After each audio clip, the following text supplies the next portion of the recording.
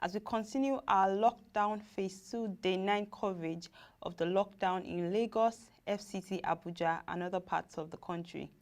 The human angle is dedicated to capturing the acts of kindness, support and love shown during this period of the unprecedented novel coronavirus pandemic that is adversely affecting the global socio-economic space. We begin with the story that more than 10 million employees in France, 1 out of every 2 in the private sector, have been laid off during the coronavirus lockdown and are now benefiting from an extended indemnity program to weather the crisis, the government said today.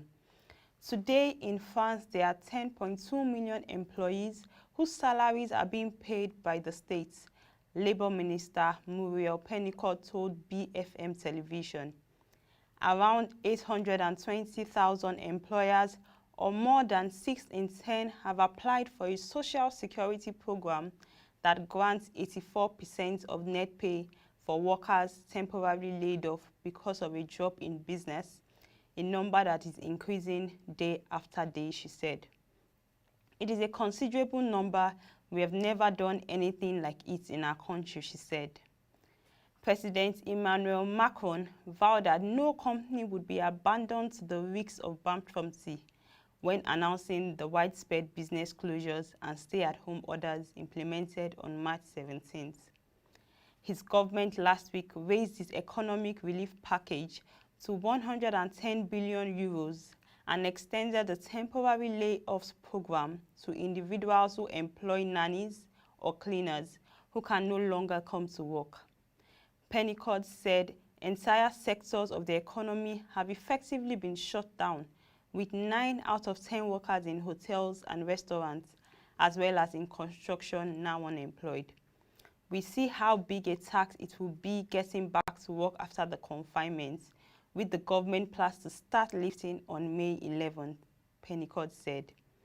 The longer this crisis lasts, the harder it's going to be afterward.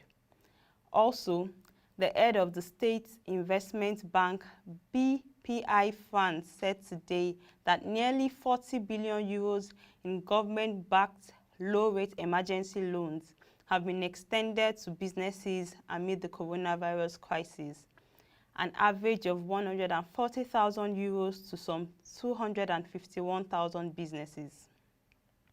South African President Cyril Ramaphosa plans to deploy more than 73,000 extra to help implement a nationwide coronavirus lockdown, the defense said.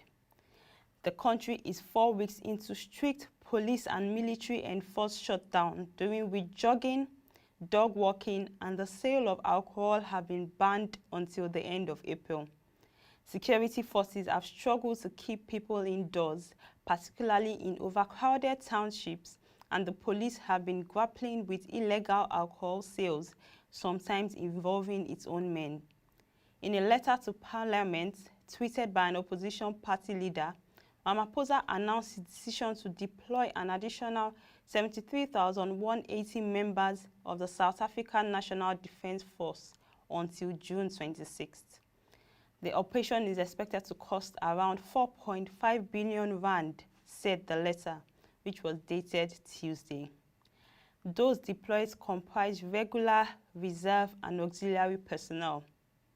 In March, 2,820 soldiers were mobilized for the lockdown, Defense Minister Nosiviwe Mapisa Nkwakula confirmed the letter's authenticity on Wednesday. If you look at the numbers and the rate at which the infection has gone up, you will realize that at some point we may actually need the kind of human deployment which has never been seen before, Mapisa Nkwakula told local radio. We need to tighten and foresee and make sure that our people understand fully the dangers of getting this virus, she said, adding that soldiers were also deployed to assist the public and medical personnel. People need to understand that the laws and regulations have been put in place to protect them, Mapisa Nkwakula said. To date, South Africa has recorded 3,465 cases of coronavirus, the continent's second highest number of infections after Egypt. The world is facing multiple famines of biblical proportions in just a matter of months, the UN has said, warning that the coronavirus pandemic will push an additional 130 million people to the brink of starvation. Famines could take hold in about 36 countries. In a worst-case scenario, the executive director of the World Food Programme said in a stark address on Tuesday, 10 of those countries already have more than 1 million people on the verge of starvation, he said. He cited conflict, an economic recession, a decline in aid, and a collapse in oil prices as factors likely to lead to vast food shortages, and urged switch AFCON to avert disaster. While dealing with a COVID-19 pandemic, we are also on the brink of a hunger pandemic, David Beasley told the UN Security Council. There's also a real danger that more people could potentially die from the economic impact of COVID-19 than from the virus itself. The WFP had already warned that 2020 would be a devastating year for numerous countries ravaged by poverty or war, with 135 million people facing crisis levels of hunger or worse. Their updated projections nearly double that number. When added to the 821 million people already chronically hungry, that scenario would push more than 1 billion people into dire situations. The agency identified 55 countries most at risk of being plunged into famine in its annual report on food crisis released this week, warning that fragile healthcare systems will be unable to cope with the impacts of the virus. These countries may face an excruciating trade-off between saving lives or livelihoods, or in a worst-case scenario, saving people from the coronavirus to have them die from hunger, the report said. 10 countries were singled out as particularly at risk after housing the worst food crisis last year: Yemen, the Democratic Republic of the Congo, Afghanistan, Venezuela, Ethiopia, South Sudan, Sudan, Syria, Nigeria, and Haiti. Most of those countries have so far been spared the worst of the coronavirus pandemic, with the epicenter moving from China to Europe to North America. But the state of their healthcare institution means even relatively small outbreaks could be devastating. To date, more than 2.5 million cases of the coronavirus have been confirmed globally. The National Center for Disease Control, NCDC, has published parenting tips on COVID-19 for households and community centers. The first part looks at parents not panicking, but taking responsibility for their children. It outlines the following. Have an honest conversation with your children about why they are at home and cannot go to school or out to places as they usually go to. Ask them what they know about the coronavirus, how they feel about it, and why. Explain the seriousness of the disease to them. Also explain how the disease is spread to them. Reassure and teach them how to protect themselves. Practice what you teach them. Model the behaviors you want them to learn. It also calls on parents to teach their children how to protect themselves against the virus by doing the following. Wash their hands regularly with soap under running water for 20 seconds, practicing this with them. Maintain physical distance outdoors of at least 2 meters always to prevent the spread of the virus. Cough or sneeze into a tissue and throw away or into their bent elbow when they cannot find a tissue. Avoid touching their mouth, nose, and ears with unwashed hands. Avoid going out to play with friends for now. Avoid visiting neighbors. Stay away from large crowds. Avoid touching, handshakes, hugging, or kissing anyone. Teach them fun things and new ways to greet people from a distance if they have to. It encourages parents to create a flexible but consistent daily routine for their children.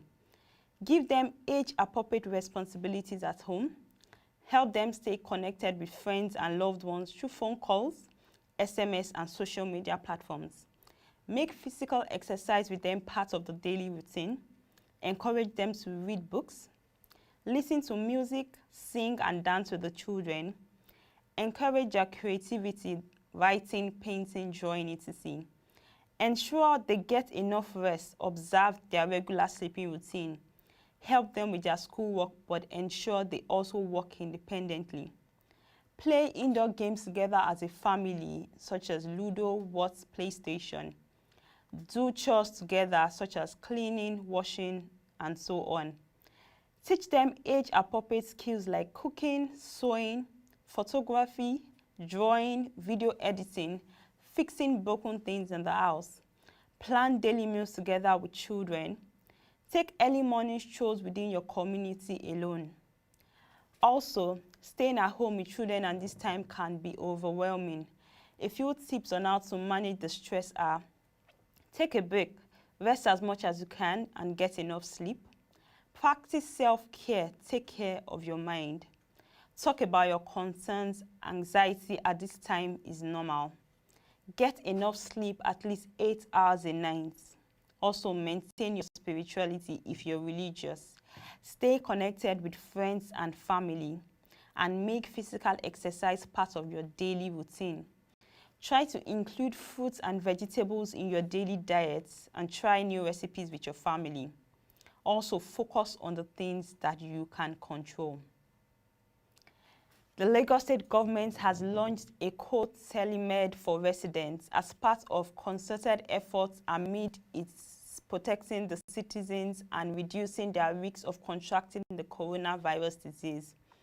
The General Manager, Lagos State Health Management Agency, Dr. Emmanuela Zamba, speaking on Tuesday at the launch in Lagos, said that with effect from Wednesday, 22nd April 2020, residents would have access to highly trained and experienced medical doctors for non-emergency primary care consultation via voice or video call from the comfort of their homes. Dr. Zamba urged residents who develop any non-COVID-19 health issues during the lockdown period to dial 08000 ECOMED toll-free line for consultation. According to her, the toll-free line would enable residents have direct access to non-emergency primary care via voice or video call and speak with trained medical doctors in any of the 4 major languages in Lagos State: English language, Yoruba, Hausa, and Igbo. The general manager said that doctors and case managers will be available 24/7 on Eco Telemed to provide medical services to the residents of Lagos State for a period of 8 weeks as the state continues to roll out its strategies for containing the COVID-19 pandemic.